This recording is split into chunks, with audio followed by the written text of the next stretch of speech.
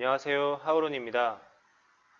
오늘은 햇살론 재대출로 다시 시작해보자라는 내용으로 햇살론을 다시 받은 상황에 대해서 이야기를 해볼 거예요. 이건 기본 타이틀이고요.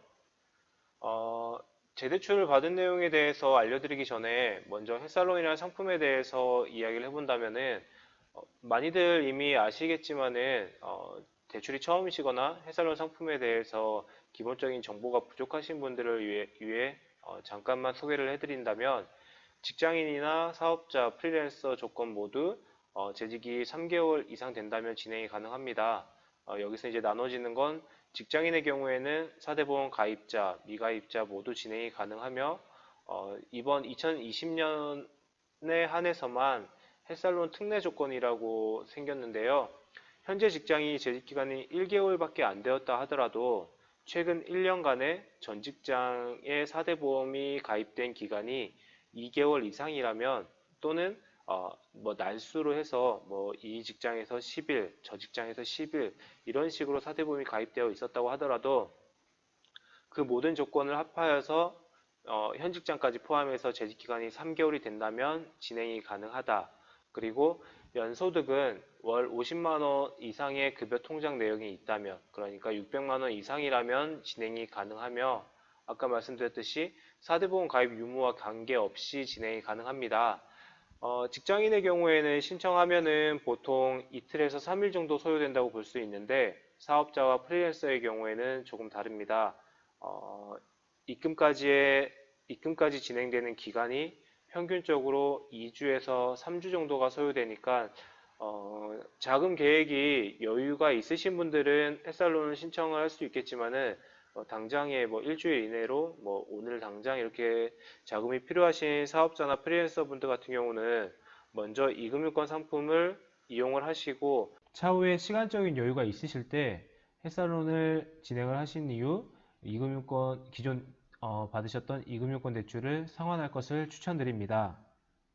사실 이 내용은 누구나 알 수 있고 아는 내용입니다. 그런데 조금 더 구체적으로 이야기를 한다면 햇살론 같은 경우는 소득 대비 부채 비율을 반영하지 않습니다. 그러니까 내가 뭐 연소득이 2천만 원인데 기존 채무가 5천만 원, 6천만 원 있다고 하더라도 햇살론 한도는 남들과 거의 비슷하게 한도 발생이 되며 이 부채 비율에 따라서 한도가 차감되는 내용은 아니니까 이 부분 걱정 안 하셔도 될 것 같고요.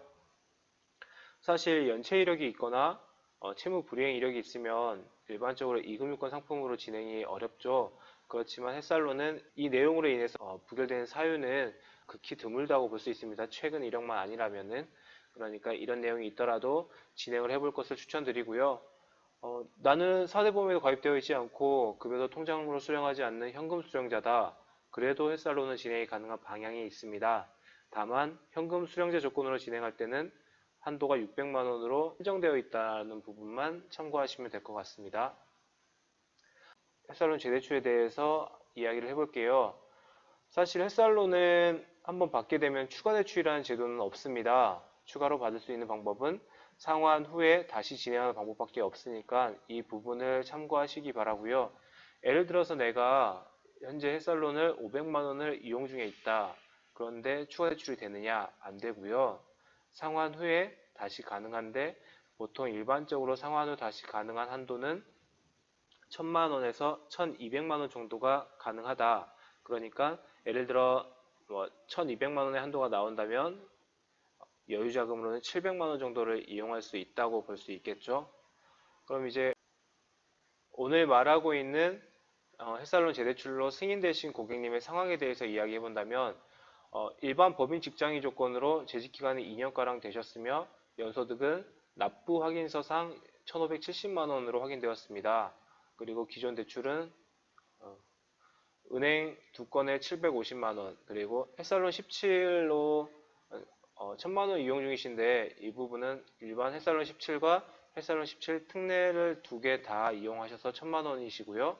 근데 햇살론 17이 사실 은행권 상품이기는 하나 금리가 17.9%이기 때문에 이금융권 상품과 사실 다를 바가 없죠. 그리고 저축은행 한 건에 300만 원, 그리고 기존 햇살론 잔액은 450만 원이 남아 있는 상황으로 특이한 내용으로 자격특실 확인서상 재직이 두 곳으로 잡혀 있으셨습니다. 그러니까 A 직장과 B 직장이 있는데 이건 그 다음 사진에서 같이 한번 보도록 하겠고요. 또한 아까 말씀드렸듯이 이분은 단기 연체 이력과 채무 불이행 이력이 조금 많으셨어요. 그렇다 보니까 현재 내용으로 이금융권에서의 진행이 어려운 내용이었죠. 거기다가 4대 보험 가입되어 있었으나 최근 급여가 없는 현금 수령자라고 이야기를 하시더라고요. 그러니까 소득을 증빙할 수 있는 자료로는 4대 보험 가입자의 내용밖에 없다라는 부분이었고요. 자격득실확인서 아까 이야기했던 자격득실확인서의 내용을 한번 볼게요. 우선 자격득실확인서 같은 경우는 지역가입자와 직장가입자로 이렇게 두 가지로 분류가 되고요. 현재 이분 같은 경우는 직장가입자 조건으로 두 회사로 자격이 취득되어 있는 상태였습니다. 우선 비직장의 경우에는 2018년 11월 15일부터 자격이 취득되었기 때문에 재직기간은 충분하신데 A 직장까지 인정이 되기 위해서는 이 A 직장 같은 경우도 재직기간이 3개월 이상이 되셔야 합니다. 그런데 지금 보면은 재직기간이 2개월 정도밖에 되지 않았기 때문에 현재는 B 직장만 가지고 진행이 가능한 부분을 체크할 수 있었고요. 현재 이분 같은 경우 현재의 내용으로 확인했을 때 햇살론 가능 한도는 900만 원으로 확인되었습니다.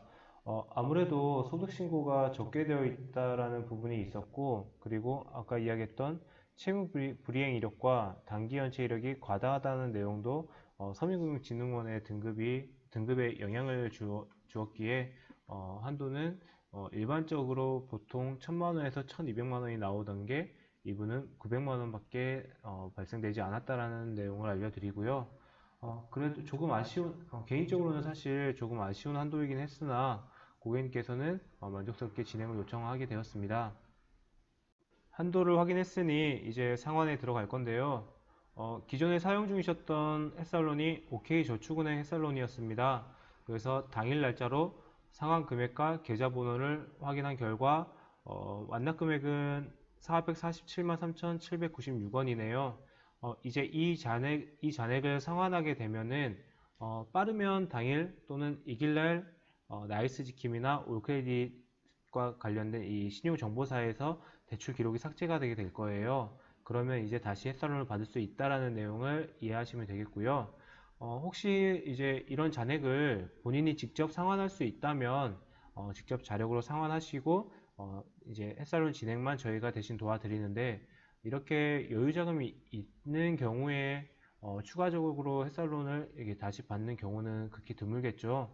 그래서 본인이 자력으로 상환하기 어려운 경우에는 저희가 대신 상환하고 햇살론 진행까지 도움드린다는 부분을 인지하시면 되겠습니다. 그 결과 이제 고객님께서는 다음날 승인이 되셨는데요. 아까 이야기했듯이 남은 잔액을 상환한다고 하더라도 그러니까 그날 바로 뭐 신청하고 입금까지 될 수 있는 부분은 아닙니다. 대출을 상환하게 되면은 대출 기록이 삭제되는 그런 전산상에 반영되는 시간이 있는데 정말 빠르면 당일 오전에 상환한 게 당일 오후에 반영되는 경우도 있는데 평균적으로 봤을 때 당일은 사실 조금 어려웠던 경험이 많고요. 이길날 그러니까 그 다음날 삭제가 완료되고 진행까지 이루어진 경우가 다반사라고 볼 수 있겠습니다. 이렇게 해서 고객님은 10월 7일날 저희 하우론 측에서 햇살론 잔액을 상환하였고 10월 8일 목요일날 햇살론 900만원이 입금까지 완료되었다라는 내용을 알려드립니다.